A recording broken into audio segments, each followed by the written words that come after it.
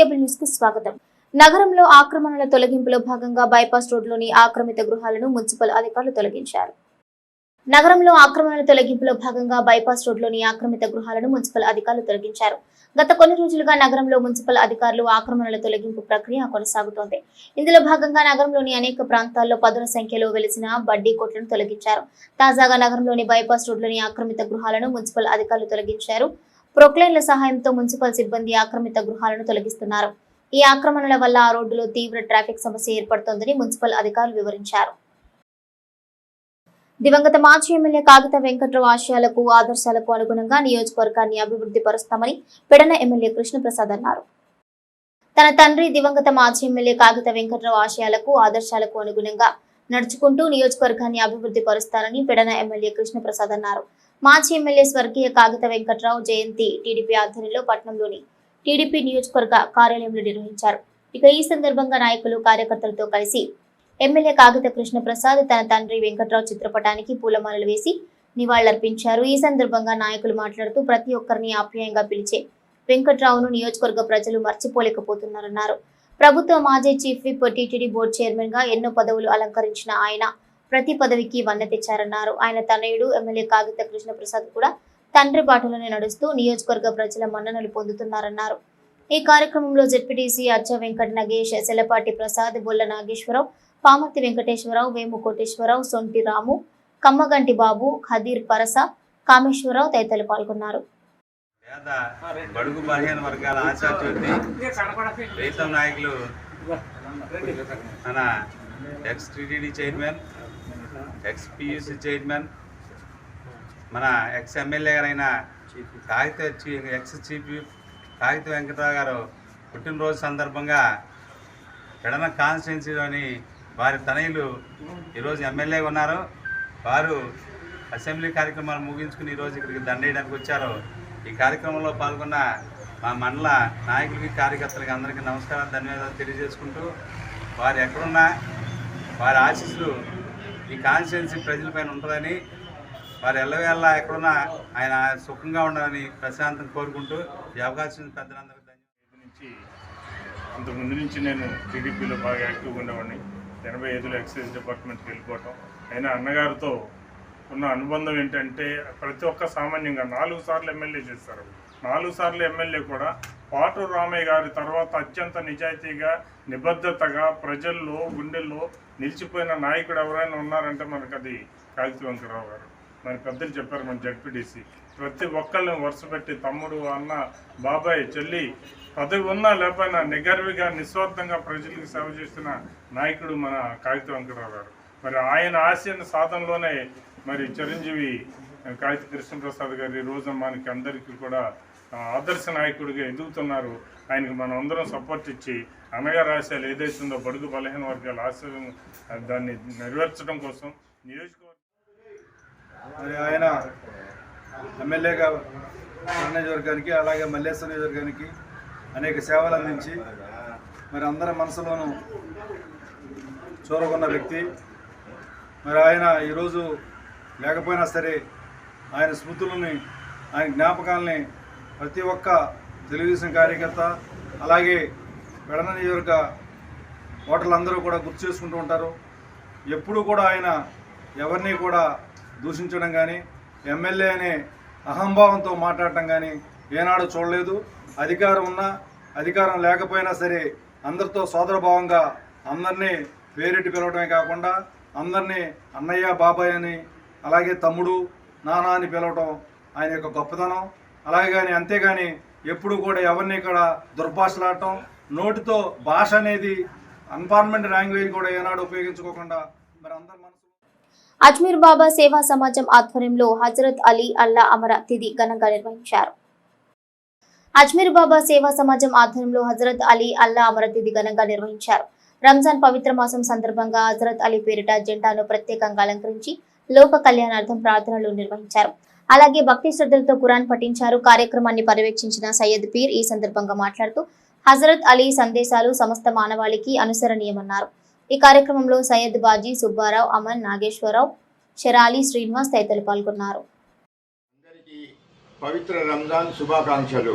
మరియు హజరత్ అలీ అమర తిథి నేడు. ఆధ్యాత్మిక ఔన్నత్యానికి, వ్యక్తి వికాసానికి, అల్లా మెప్పు పొందడానికి పవిత్ర రంజాన్ నెలకు మించిన అద్భుత ఘడియలు మరొకటి లేవు. నీలాకాశంలో నెలవంక తళుక్కుమని మెరవగానే ముస్లింల మోములు మెరిసిపోతాయి. ఉపవాస దీక్షలకు సన్నద్ధమవుతారు. అన్ని రకాల చెడు గుణాలను త్యజించినప్పుడే ఉపవాస దీక్ష ఫలప్రదమవుతుందని ప్రవక్త గారు నొక్కి చెప్పారు. ధర్మ సమ్మతంగా సంపాదించిన కష్టార్జితంతో ఇఫ్తార్లోనైనా సహరీలోనైనా భుజించాలని ప్రవక్త గారు చెప్పారు. పవిత్ర ఖురాను గ్రంథం ఈ మాసంలోనే అవతరించిన ఉపవాస మేలు కొరకు దైవదూతలు ప్రార్థిస్తారు. స్వర్గ ద్వారాలు తెరుచుకుంటాయి. హజరత్ అలీ రజియల్లాహు తాలా పవిత్ర రంజాన్ మాసంలో కూఫా మసీదులో నమాజ్ సజ్దా ప్రార్థనలో నిమగ్నమై ఉండగా ఎస్సీ వర్గీకరణ ఉపసంహరించుకోవాలని జై భీమ్ సేన డిమాండ్ చేసింది.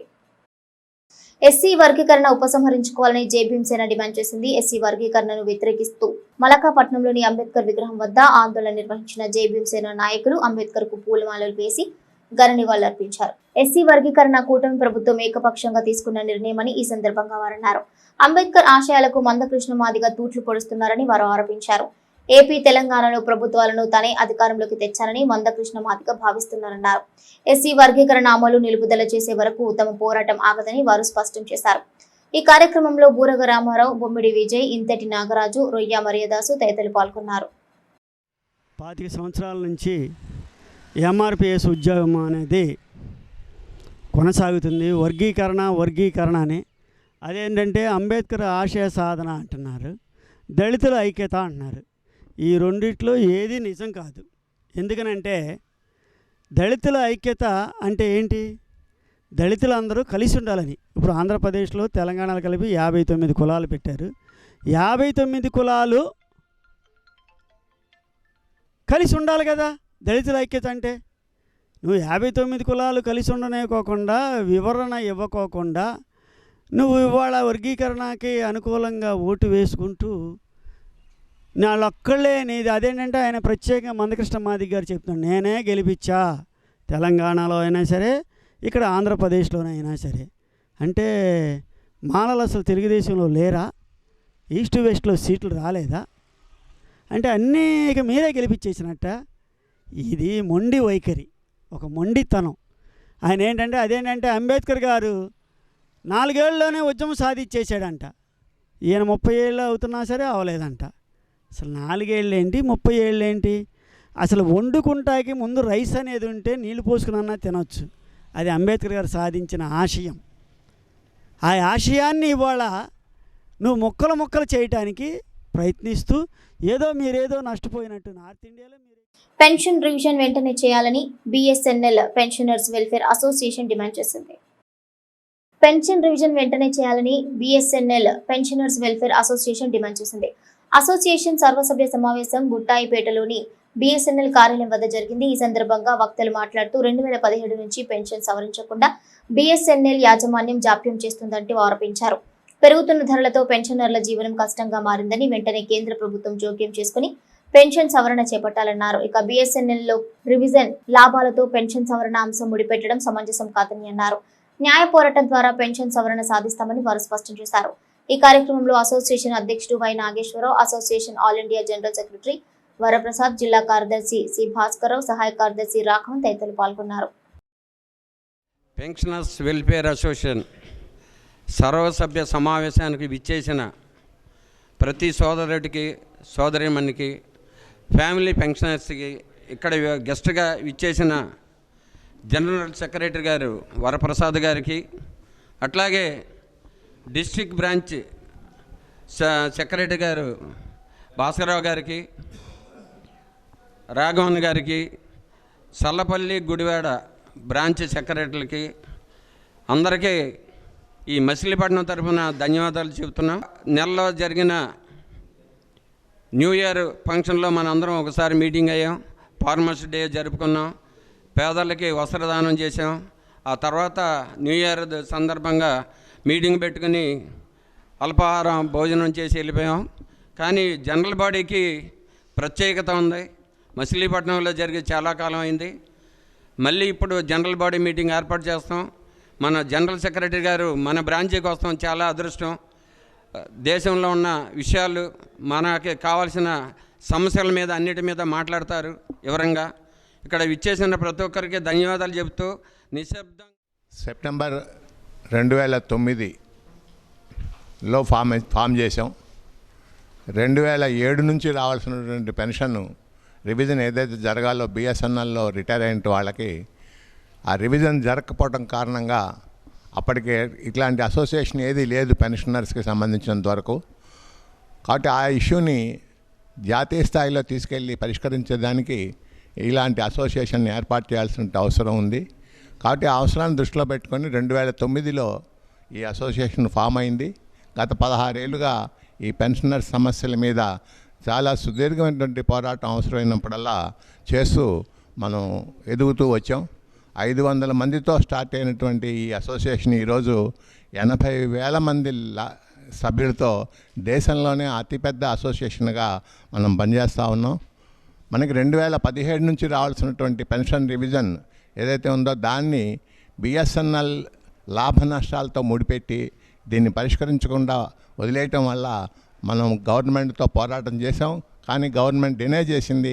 పే రివిజన్ జరిగితే తప్ప పెన్షన్ రివిజన్ చేయలేమని చెప్పి ఒక మొండి పట్టుదలతో, ఒక కుంటి సాగుతో ప్రభుత్వం వ్యవహరిస్తూ ఉంటే దాన్ని మనం పరిష్కరించుకునేదానికి ఢిల్లీలో పీబీ క్యాట్లో కేసు కూడా వేసాం. కేసు వేసిన తర్వాత మనం గెలిచాం. క్యాట్లో కూడా గెలిచాం. క్యాట్లో గెలిచిన సిటీ కేబుల్ న్యూస్ సమాప్తం. నమస్కారం.